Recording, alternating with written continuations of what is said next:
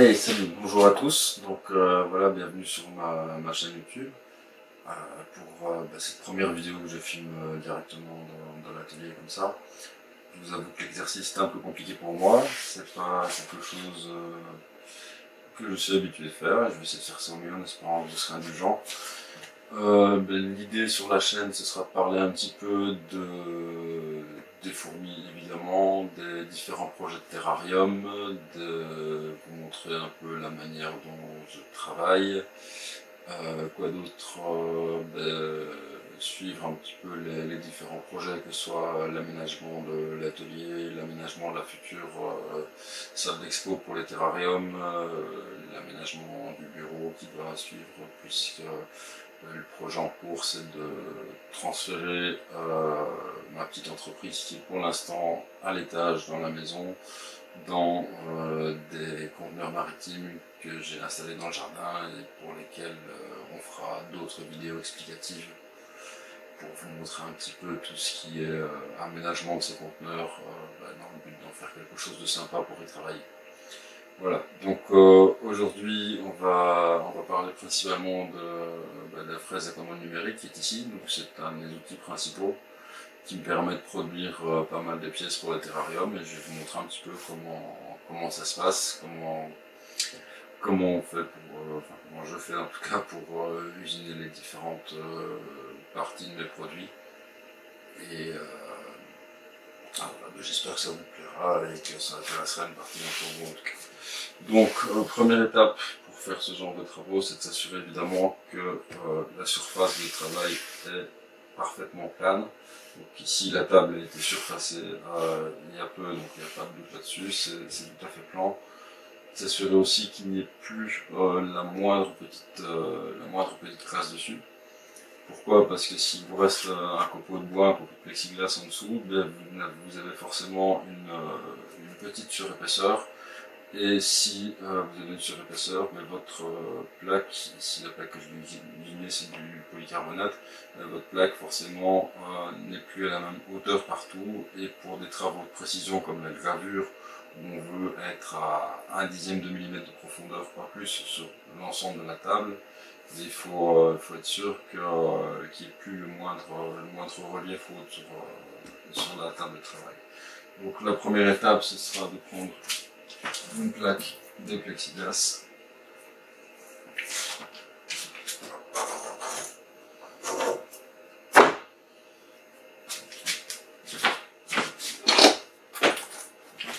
Voilà, donc ici c'est du polycarbonate de 8 mm que je commande aux mesures à la mesure de ma table de travail, ce qui m'évite de faire des découpes supplémentaires. Et je fais mes programmations, en tout cas les programmations en série, en fonction de ça.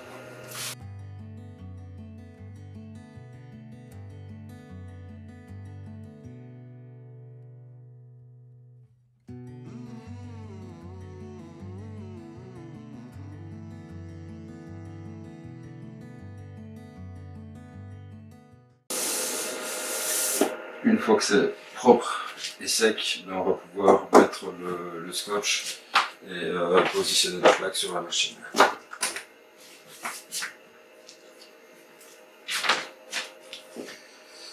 Alors, je mets le scotch juste sous les pièces qui seront découpées.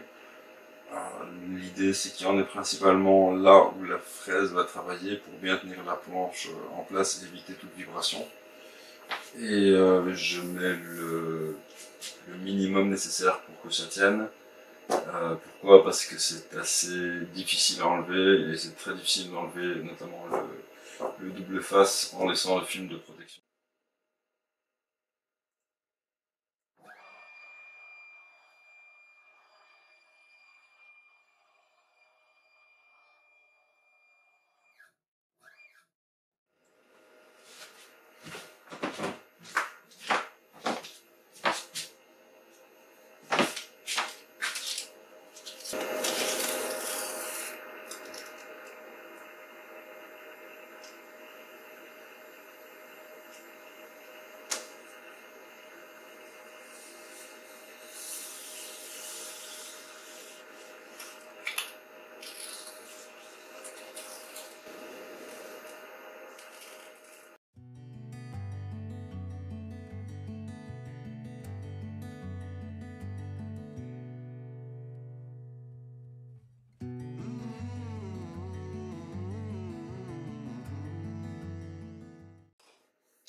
l'idéal à terme, ce serait d'avoir plutôt une table à dépression, on appelle une table aspirante.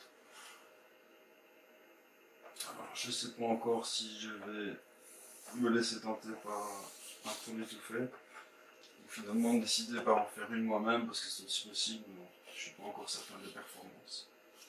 Donc, on verra pour ça un petit peu plus tard.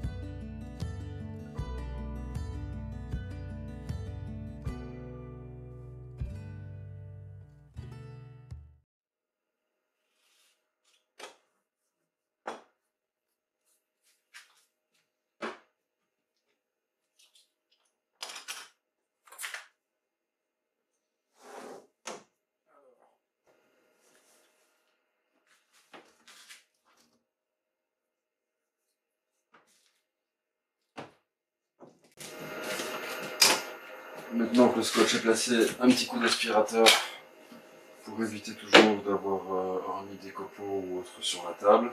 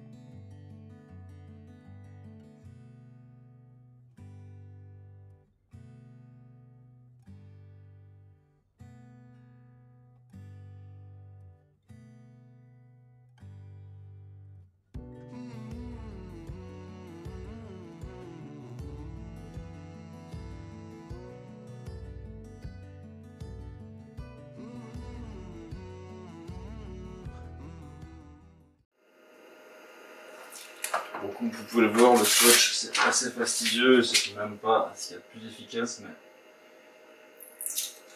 c'est la meilleure solution que j'ai trouvée pour l'instant. Enfin, que j'ai trouvé. C'est la solution la plus adaptée qui est disponible pour moi pour l'instant. Après, ça dépend aussi des pièces. Parfois, j'utilise aussi parfois le pistolet à colle chaude pour coller les pièces sur la machine. Ce qui est assez pratique aussi parce que très rapide à mettre en place, facile à enlever par la suite et à nettoyer.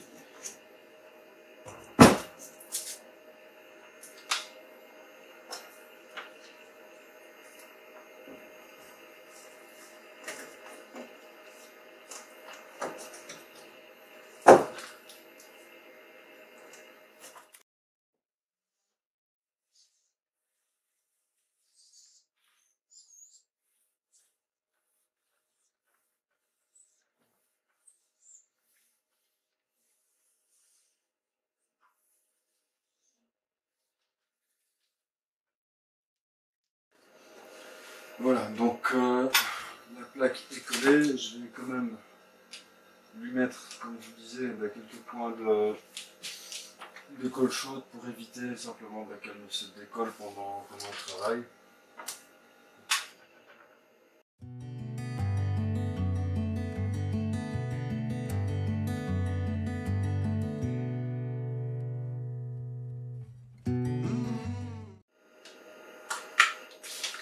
Alors, je ne mets pas beaucoup, je mets disons un petit point de colle.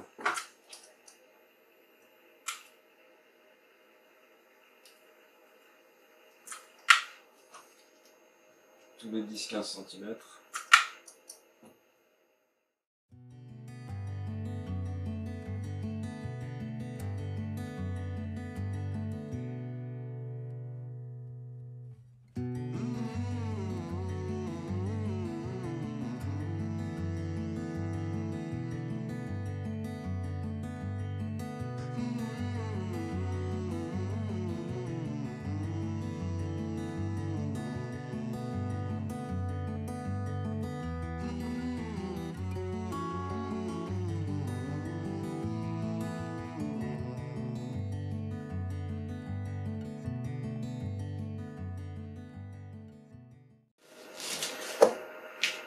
Voilà, donc l'appui fixé. La prochaine étape, ça va être de lancer la programmation, installer le bon outil sur la machine, sur le porte-outil, et puis lancer les différentes étapes de fraisage, en commençant par la gravure et puis finir par la découpe évidemment.